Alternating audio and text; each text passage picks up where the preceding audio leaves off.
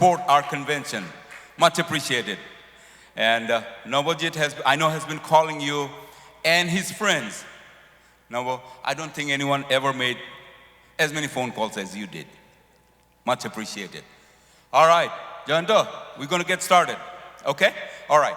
So, without much ado, folks, we're going to get started with our tea panel today. And the only reason why we are doing it is simply because this is 200 years of Assam Tea. That's a phenomenal achievement for almost all Assamese. If you take the DNA of the Assamese people, the most prominent thing that you will find in their DNA is the new chromosome called T.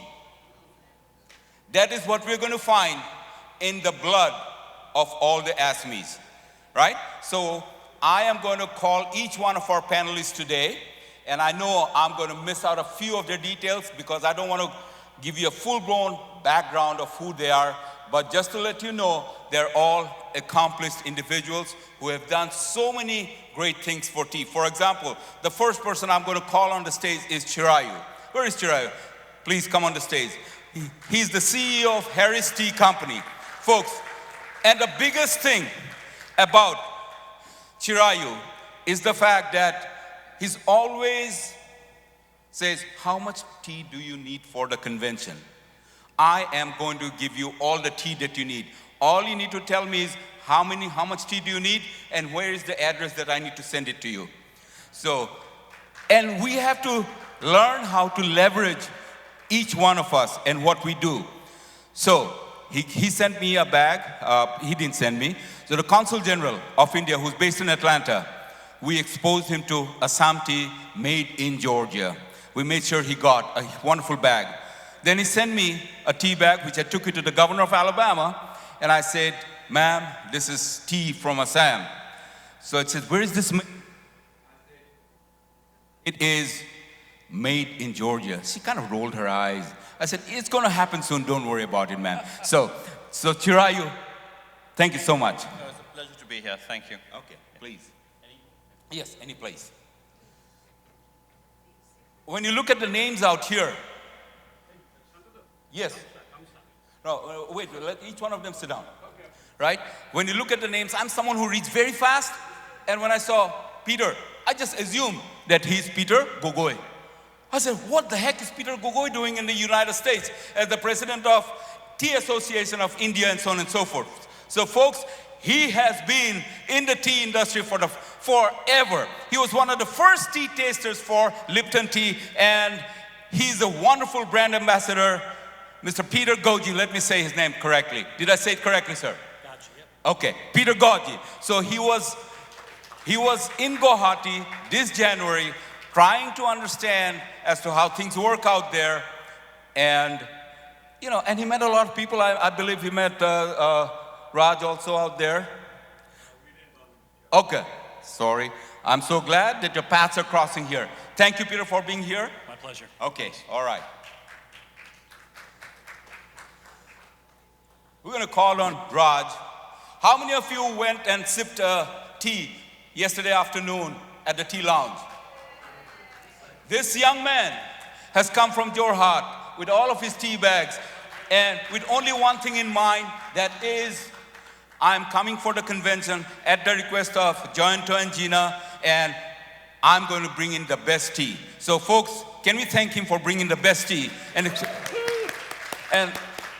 let us tell you that the tea that we drink from the stores out here, it's not good. When you compare it, it's a relative thing, you know, so much appreciated. It's a flavor back from home, right? The yes. tea that you drank yesterday. And yeah, keep supporting the tea, keep supporting Assam Tea, and keep supporting Rujani. Thank you so much. Thank you so much for having me here. Thank you. Extreme pleasure. All right. Paul is out of Chicago. He started off as an IT consultant. He worked at SAP for 11 years. Sapot kam kurute, imane sepile. He said, this is not life. I want more out of life. So he decided to go back to his roots. Tamulbari Tea Estate, Agarwala family. I mean, you know, what else can he say, right? So, thank you so much. Come on in, Paul. And he's from Dibrugarh, and he's got some friends and so on and so forth. So, Paul, just one quick soundbite. Yeah, thanks for having me here. Really very nice convention, of course. Gina and Jayanta have done an awesome job. And yeah, I'm glad to be here and discuss tea, I guess. His next line of tea is going to be sippy tea because he got so sapped him out of his life. So when he went back to his roots, he felt like this is life. Tea is meditation. Tea is penance for all the time that he spent at SAP from 7 a.m. to 11 p.m. So thank you. Right. Last but not the least is Laura. She is a tea baba kind of a entrepreneur out here in Nashville. This is where you say the rubber meets the road. All of these people make tea. Peter says, people need to drink tea. But where are they going to find that? They're going to find it in her store, Laura. So we thank you so much for being with us, and we hope that being on the front line, you can work with all of these gentlemen. Thank you for having me today. Okay, so have a seat. And the only reason, one of the many reasons that we are getting together here is we got Peter here, who's at the center of things, and we got Raj, who's based out of Assam, India, Jorhat. Chirayu has been taking care of tea from Assam in the United States for the past, I would say, almost 30 years. Would that be correct? 25 years. Sorry, I exaggerated a little bit. And Paul out there has got his own Pang organic tea, which is exquisite. But with Peter at the center and Laura out there in the front, we hope that the three of you can collaborate with your help and your help so that we can move tea forward. The global market is too big for each one of them to conquer it on their own. So we hope that, as I said, Raj had not met Peter Goji in Guwahati. He's meeting them here. So that's the wonderful story about the networking aspect. With that in mind, Jointo is going to present all of our speakers, esteemed speakers with a gamusa. Sure. Okay. Chirayu. Tea in conventions come from Chirayu. Thank you. Peter Goji, when you're talking about a global platform for tea, he's the one out there with the FAO, United Nations, talking about the flavor of tea and how tea is different. By the way, I know many of us in the audience, including me, have got into this habit of drinking coffee in the morning, but we need to switch that with a stronger brand of tea that will give us a big kick to our bottom and get us going for the day. Thank you. We have got 4 microphones and you have 5 panelists, so please share, okay? And I think I've got the 4th one, and I'm going to hand it to Chirayu in just a second here. Chirayu? Okay, all right, okay, that's good. And it's all on, Paul? Yes. So Chirayu, I'm going to start with you. Tell us about the challenges that you deal with when you try to sell, market tea in the United States. What are some of the biggest challenges that you have to deal with? Do you want the short answer or the long answer? Give us the best answer. All right, so what we do is we pack tea for most retailers and food service establishments in the country. And if you look at tea consumption in the United States, we are an iced tea drinking nation, right? And for all of us here who are gathered here this weekend, we consume tea hot for the most part. So the first challenge is, how do you get Assam tea served to a cold tea drinking nation, right? That's one. So for us, that's the first challenge. And the second challenge is that there is a shift in consumption over the last 20 years where people are drinking different types of tea. The definition of tea in the United States is that anything which brews can be called tea. So it could be the leaf of the peppermint plant or the chamomile flower and so on and so forth. So the challenge for us, for the black tea industry, is that how do you get people interested first drinking tea hot from Assam, and then how do you sort of really counter the growth of herbal teas, which are really growing with the young generation. So I hope that answers. Right. Thank you. We're going to move on to Assam. Raj, we know the tea industry is the ups and downs, which is Nothing unusual, that's the normal cycle of various industries. We'd like for you to give us just a brief update on the state of the tea industry in Assam, and if we want to be a global player in that space, what will it take for us to do that? Thank you. Okay. See, the Assam tea industry, as you correctly mentioned, is like all industry, 200 years. The British came into Assam because of tea. A little bit of history of Assam. The last Ahom king, he had a treaty with the British till they found tea and they reneged the treaty. It used to be an annual contract before that. So tea made, we changed the history of Assam. Amar Homor, Buronji Sahe Bodlal. So that is, like he says, the tea, you know, in our blood, and all of you, I'm sure, are somehow connected to tea. Your cousin, your friend, your family, many of you, I know, have grown up on tea estates. You missed that Jur Chirayu has grown up on a tea estate. So, and Pallav too. So what's happened with tea is that there is a mindset space that's going on within the tea farming community. See, it's been a British industry for most part of that 200 years. Now, when the British started it, they had a Amar Kani business to Korisile with China. And I love to also talk to an Assamese audience minus of, you know, the two here because I feel connected back to home. And that's what I'll keep on doing. You have to give me 5 more minutes. I've come all the way.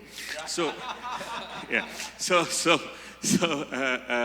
Where was I? So, you know, when they ran it, there was huge demand for tea.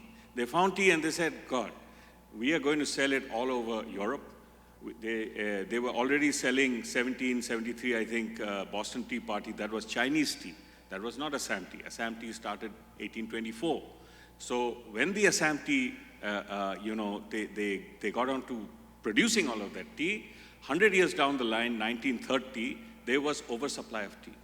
And the first scenario of oversupply happened when the Brits, they got together and they pulled in, you know, supply side mechanics to control supply.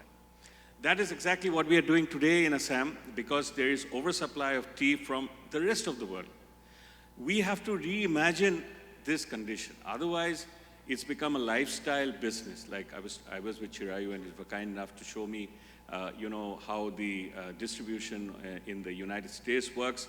And we were discussing because he's grown up on a tea estate and he's selling tea in the US market. Look at, I was going through some of the figures. I know I'm juggling here and there and trying to answer your question, but you know, the market size of China, 100 and something billion, okay?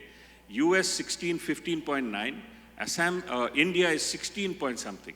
Now, Indian market and the US market are almost equal, but we don't even have 2%, is that right, Jur? 2% of Indian tea, of Assam tea? I'll let Peter answer that question. Percentage in the U.S.? Yeah. So there's about 10%, 10 to 11% of all imports are Indian, and about 20% of that is probably North India. So 2%. So I would, 2 to 5%. 2 to 5%. Maximum. Okay. So that's what we need to do. To answer your question, the tea industry, we make money for 2 years and then it sucks away our money in the next 3 years.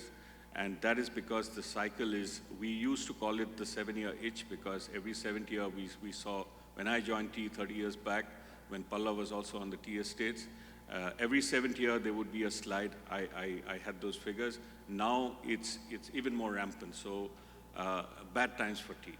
To answer your question, bad times for tea, we need to reimagine the marketing. We need to reimagine that, you know, what the customer wants. We need to reimagine what the export markets of the world are looking at. I was talking to a lot of people who are saying that it's all about ready mix, which is instant tea. Maybe Assam tea, we need to do what she's making boba.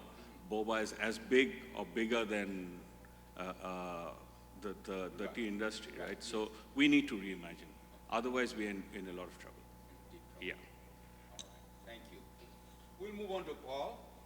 Tell us about your own challenge of growing your company, Pang Tea, and moving from a corporate world like SAP, and how you've utilized that technology aspect of it in order to kind of, make the tea industry a little bit more tech-oriented.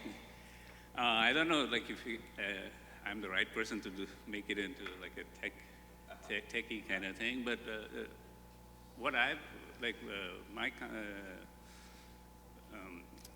what I do in tea is mainly like I try to get all kinds of tea, like generic tea to like fine teas and everything, but realize it's much for me it's much easier to sell the finer or high-end teas, and to like a very niche kind of customer base. And it's mainly, since these high-end teas are very difficult to find too. So it's the quantity, like you cannot, even if there's demand for it, you won't be able to like source it. It's very difficult to, and like Raj says, like in his estate also, when he manufactures the high-end teas, it's very limited quantity and very, very, I mean, could be only like a couple hundred kgs kind of stuff. After all, you're limited by 2 leaves and a bud. Yeah. And when the 2 leaves and a bud are in the first few days, that's when you get it to get your organic tea, but then quantity-wise. Exactly. So you want to make money, so you'll start making more, you increase the quantity and you start making, whether it is a CTC variety or other kinds of tea, and then your quality goes down. So like you have to balance it. But for me, in the US, what I've been doing now in Chicago, or I have a few like less than 10 buyers in the whole of the US who usually only orders the spring time tea, like the second flush and all. So I usually get only that amount. And it's been difficult even to, for their demand, like how much they want, I cannot get it. And another big issue is shipping. It's like one of the biggest costs, like to bring tea. To bring it out of the Yeah.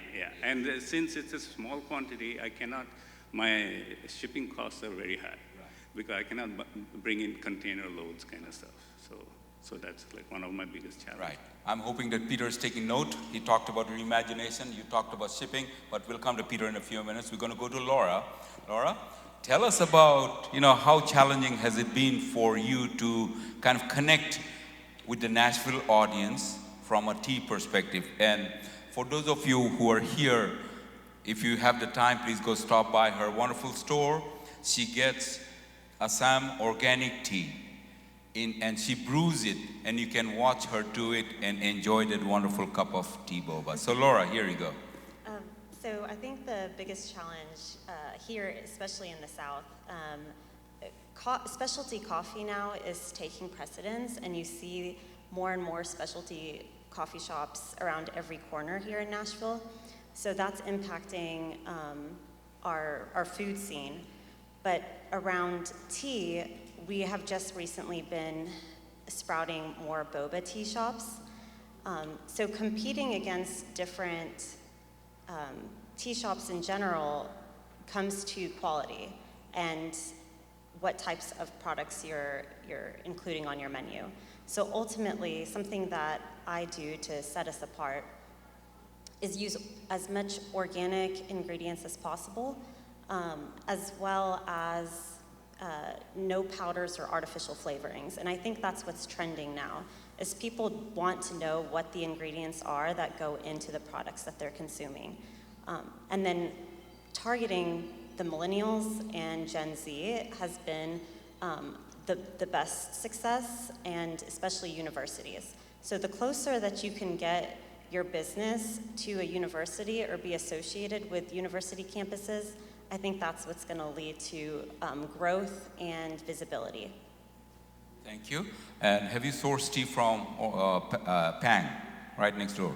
I haven't yet. Okay, but that's we- a side discussion for the sideline. Thank you. Yeah. So we'll move on to Peter. Peter will kind of give us a global view of the tea industry. You've been to Assam, you have seen tea. What do you think we need to do to put Assam tea in the forefront of the tea industry?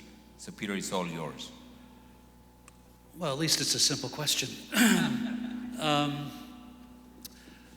So I think you can I'm going to set Assam aside for a second and just talk about the overall issues in tea. The problem number one in the tea world is that nobody's making money. So the margins, as you go up the supply chain, diminish. So the producers themselves probably make the least amount of margin. Generally speaking, that's not true for everybody, but as you do an analysis. And this is a very different scenario than what it was 20, 30, or 40 years ago, where everybody was making money and was making substantial money. And the primary driver for this is that there's too much tea in the world. To your point, there's always a push-pull with yield versus quality. So if I make a very, very good quality tea, I'm going to go 2 leaves in a bud. In some instances, just take the bud, depending on what type of tea you're going to make. And I'm hoping to make a lot of margin. And if I don't get the margin, then suddenly I'm going to have to produce more tea to absorb the overheads of the factory. So this constant push and pull between yield and quality is something that the tea maker faces every day. So if you look at the total amount of tea that's produced in the world, is just way too much. And you do any charting of consumption versus supply, and supply outstrips consumption as every year, I think, for the last 15 years. So that's pushing the prices down. Now, what can we do to change that? Number one is, well, you drive consumption. So how do you do that? Well, it's very difficult to get people to drink more of stuff during a day. There's a thing called share of throat. So people drink certain things. They'll drink water, they'll drink soda, they'll drink tea, they'll drink coffee. To ask them to drink an extra something during the day is very difficult. So the solution then is to get new consumers into the brand. So it's about reaching out. So how do you do that? So in terms of tea, there's a couple of drivers, and I'm going to come back to Assam. So one of the biggest drivers of consumption is how tea makes you feel in the need states in which tea is desired by the consumer. We saw during COVID a huge growth in millennials and Gen Zs because they drank tea at home. It helped them de-stress, it helped them feel comfort, helped them feel safe. They felt that it was good for their health. And we know that the research is behind tea and health for cardiovascular, for cancers, for et cetera, et cetera. So we have thousands and thousands and thousands of peer-reviewed papers that speak to the healthful aspect of tea. So we need to talk about that even more. Now, when it comes to specific regions like Assam, it then becomes a little bit different of how do I message my story. And it's always about story. The consumers want to hear stories. They want to hear where my tea comes from. How was it manufactured? Who is it? When I pay my money, are they going to get the money that I paid for it? So they're always interested in understanding that.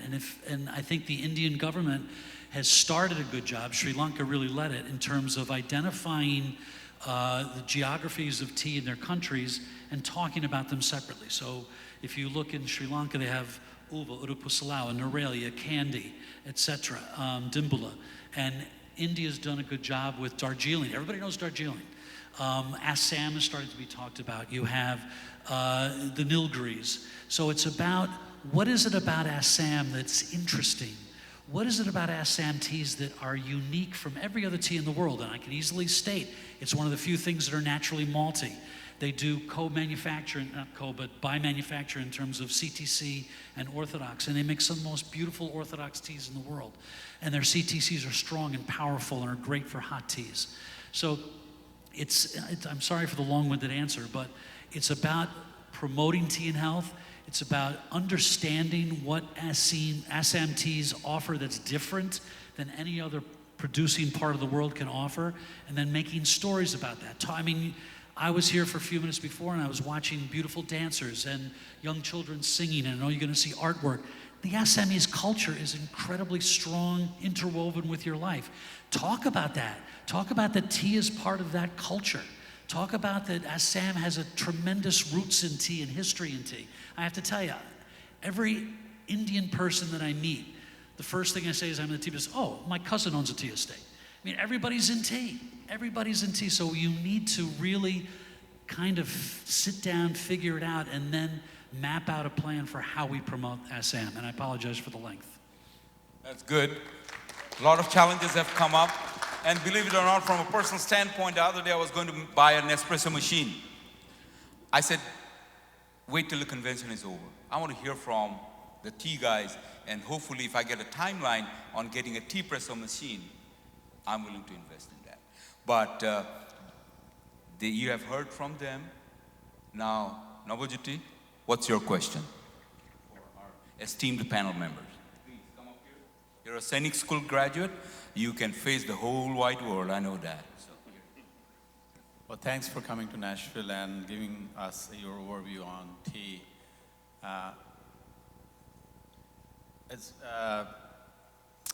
Peter said, creating stories.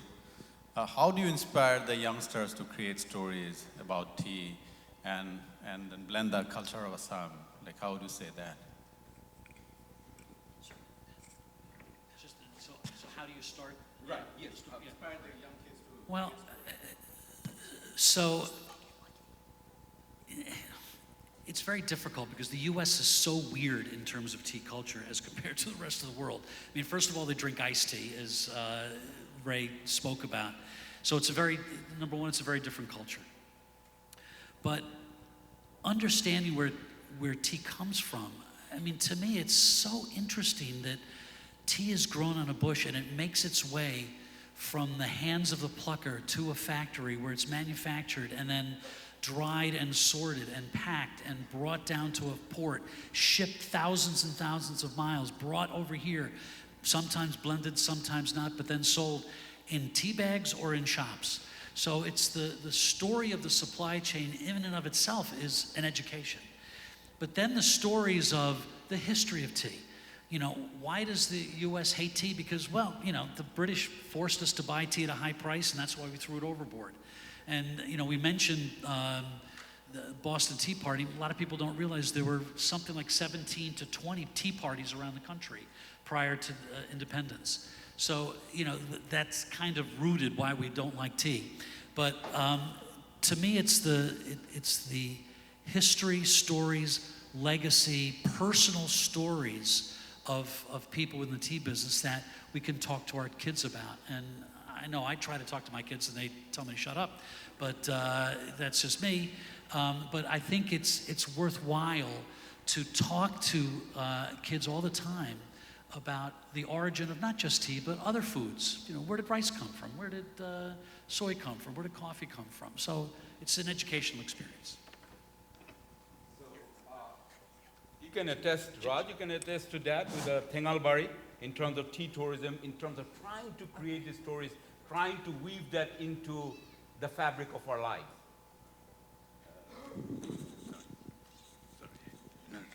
So, yes, there are people in Assam already doing that. Yes, And my uncle, Hemendra Prasad Barua, who many may know, has already ventured into the tea tourism. Tea tourism, yes. And they have 3 properties that you can visit, and you can even play golf, but I think the golf course they have kind of done away with right now. So people are looking at that. Good. Yes. Thank you. I have a question. Can I answer? Yes, of course. Yeah, so I think what Peter's saying is that the tea industry really hasn't done a good enough job to tell the stories to the next generation. And we must take a leaf out of the coffee industry, who's really done a good job in really expressing quality. If you went to a coffee store 25 years ago, you'd probably get coffee with or without milk. And today, suddenly, the lexicon of coffee has changed to espresso and cappuccino. And suddenly, the quality of coffee is appreciated. And in the tea industry, it really is not, because we haven't spoken and sort of really conveyed the stories as Peter's alluding to. So the issue with tea and Assam tea is that there is no identity in the Western world, right? If you go to any tea shelf and you see all the major brands in the US or the UK or even India, nobody calls out Assam tea, right? It's the brand name, and they say it's a strong cup of tea. So over the course of the last many decades,